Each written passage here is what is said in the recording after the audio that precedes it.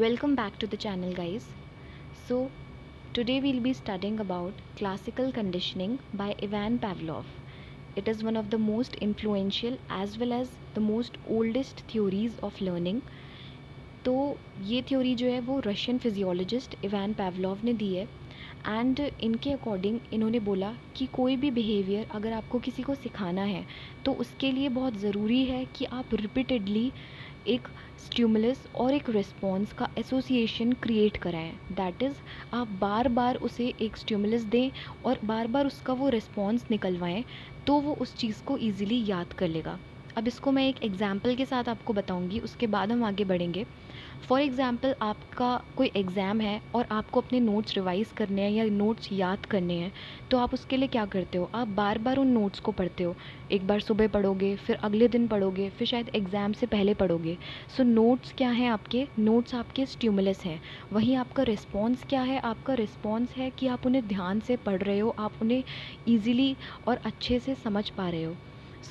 इससे क्या होता है, जब आपको बार बार रिपीटिवली इस चीज़ को कराया जाता है तो आपको वो चीज़ें याद रहती हैं और आप एग्ज़ाम में अच्छा परफॉर्म कर पाते हो। This was a real life example जिससे आप अच्छे से समझ पाओ कि हम किस चीज़ के एसोसिएशन की बात कर रहे हैं।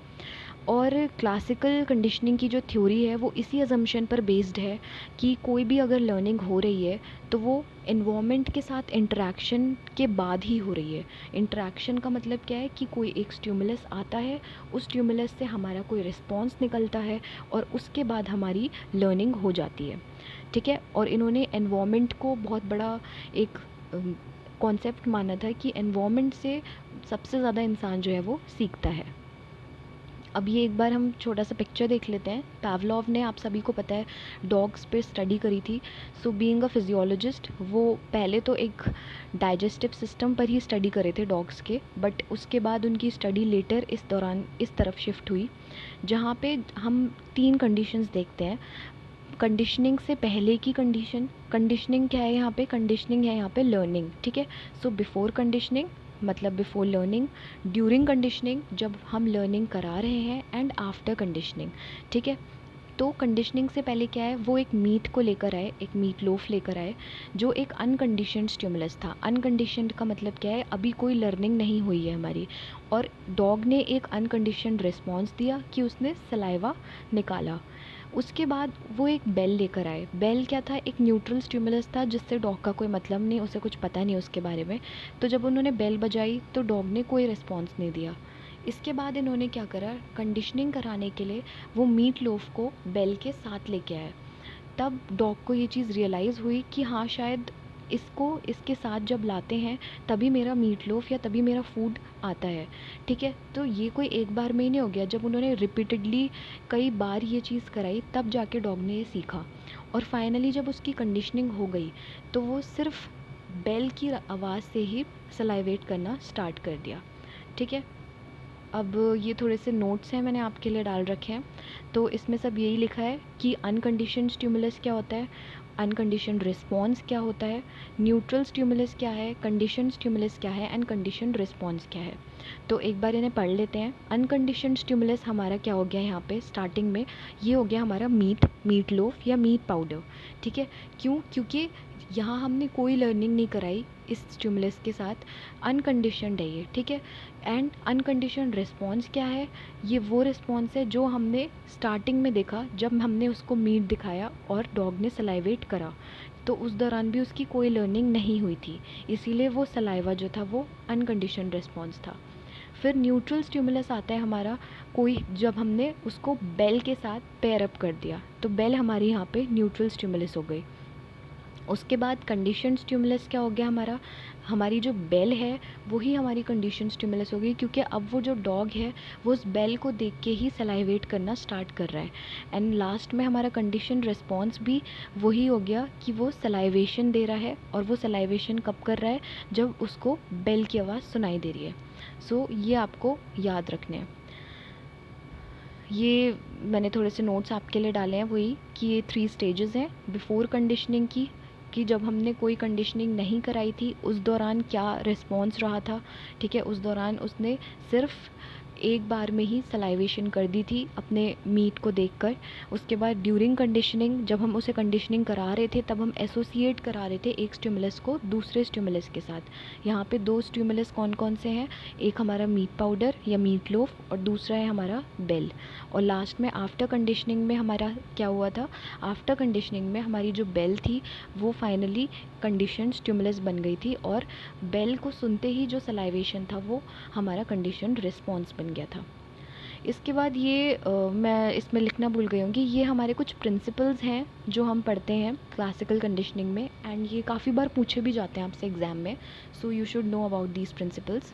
सबसे पहले इसमें आता है एक्विजिशन। एक्विजिशन क्या है, एक्विजिशन कुछ नहीं है, ये सिंपली बस एसोसिएशन है कि ऑर्गेनिज्म ने सीख लिया। जब क्लासिकल कंडीशनिंग फाइनली हो गई उसको हम एक्विजिशन का नाम दे रहे हैं, ठीक है। एक्विजिशन मतलब क्या है कि जब हमने बेल के साथ सलाइवेशन को पेयर अप कर दिया, ऑर्गेनिज्म जो है वो बेल पर ही सलाइवेट करना स्टार्ट कर रहा है, तो इसका मतलब क्लासिकल कंडीशनिंग हमारी हो गई है, and this is what is called acquisition. फिर आता है स्टिमुलस जनरलाइजेशन, ठीक है। अब स्टिमुलस जनरलाइजेशन का मतलब क्या है कि बेल पर तो जो डॉग है वो सलाइवेशन दे ही रहा है, अगर हम बेल की जगह एक अलार्म क्लॉक लेकर आ जाएं तब भी वो सलाइवेट कर रहा है, तो इसका मतलब क्या हुआ, इसका मतलब उसने 2 सिमिलर स्टिमुलसेस में वो डिफरेंस नहीं कर पाया। उसे लगा कि शायद ये वही बेल होगी जिस पर मुझे खाना मिलेगा, ठीक है। तो यहाँ पे उसने जनरलाइज कर दिया 2 सिमिलर स्टिमुलसेस को और फिर रिस्पॉन्स देना स्टार्ट कर दिया। फिर आता है स्टिमुलस डिस्क्रिमिनेशन। स्टिमुलस डिस्क्रिमिनेशन का मतलब क्या है कि यहाँ पर ऑर्गेनिज्म को बहुत अच्छे से पता है, या डॉग को बहुत अच्छे से पता है कि मेरा बेवकूफ़ बनाया जा रहा है, और ये दोनों स्टिमुलस जो हैं वो अलग अलग हैं। तो मान के चलो कि आपने बेल की जगह कोई कोई टाइमर बजा दिया, या कुछ और कोई कोई कोई और घंटा बजा दिया जो उसे लगा कि पता नहीं ये अजीब सी आवाज़ है या क्या है, और वो सलाइवेशन नहीं देगा क्योंकि वो समझ गया कि ये वो वाली बेल नहीं है जिस पर मुझे खाना मिलेगा, तो उसने स्टिमुलस को डिस्क्रिमिनेट कर लिया ईज़िली। फिर आता है हमारे पास एक्सटेंशन। एक्सटेंशन का मतलब क्या होता है कि जब क्लासिकल कंडीशनिंग होनी बंद हो जाए मतलब क्या, कि आप क्या कर रहे हो, जो क्लासिकल कंडीशनिंग हो रही है आपकी वो होनी बंद हो जा रही है। और ऐसा कब हो रहा है, जब सब्जेक्ट को ना तो वो कंडीशन रिस्पॉन्स प्रोड्यूस कर रहा है, जबकि कंडीशन स्टिमुलस उसको दिखाया जा रहा है। और ऐसा कई बार तब होता है जब आप उसको उसका एक तरीके से जो रिवॉर्ड उसे देने वाले थे वो नहीं देते हो, ठीक है। तो ऐसा जनरली कब होगा कि जब आप बेल तो बजाओगे बट आप उसे खाना नहीं दोगे, तो 1-2 या 3-4 बार जब आप ये चीज़ कर दोगे तो अगली बार वो फाइनली उसकी जो वो लर्निंग होगी वो एक्सटेंट हो जाएगी। फिर जब आप बेल बजाओगे तो वो सलाइवेट नहीं करेगा क्योंकि उसे पता है कि यार खाना वाना तो कुछ मिलना नहीं है, तो मुंह में पानी रख के क्या ही फ़ायदा है, ठीक है। तो यहाँ पे हमारा फाइनली एक्सटेंट हो जाता है हमारी लर्निंग, ठीक है। और लास्ट आता है हमारे पास स्पॉन्टेनियस रिकवरी। स्पॉन्टेनियस रिकवरी का क्या मतलब है कि जो हमारा कंडीशन रिस्पॉन्स है, मतलब कि जो हमारा सलाइवेशन है वो दोबारा से वापस आ गया। क्यों?